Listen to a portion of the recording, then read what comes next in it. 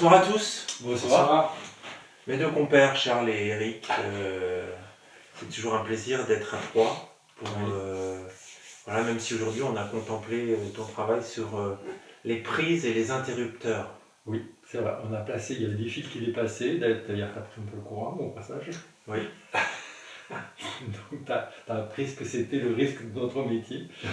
Et oui, puis du coup on n'a plus de fils qui dépassent, ça nous permet de brancher des rallonges plus courtes, de les avoir moins au sol, du coup ça fait de la place au sol, et puis un sol qui commence à devenir régulier puisqu'on est sur du bois. Ça cache un peu toute la filasse tant qu'il n'y a pas les interrupteurs ne servent pas à grand chose.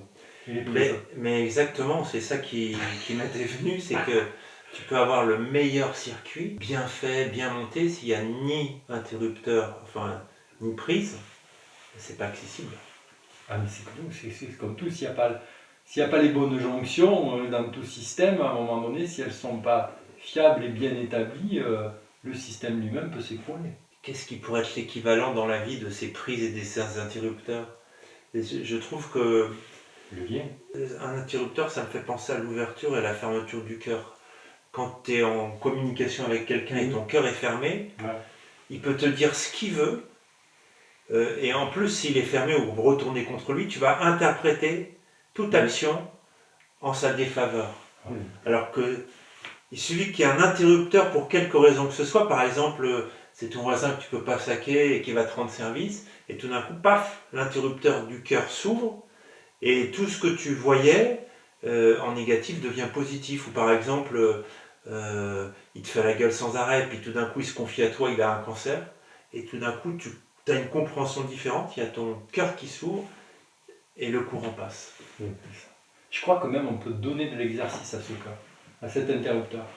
Oui, ça demande de l'effort, mais oui, on peut choisir. On peut faire un exercice. Jusqu'à un certain stade. C'est ça.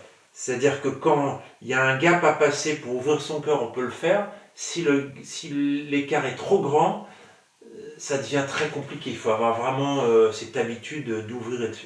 Ça s'exerce. Qu'est-ce que tu en penses, Eric ? Moi, ça me faisait penser à la connexion au système.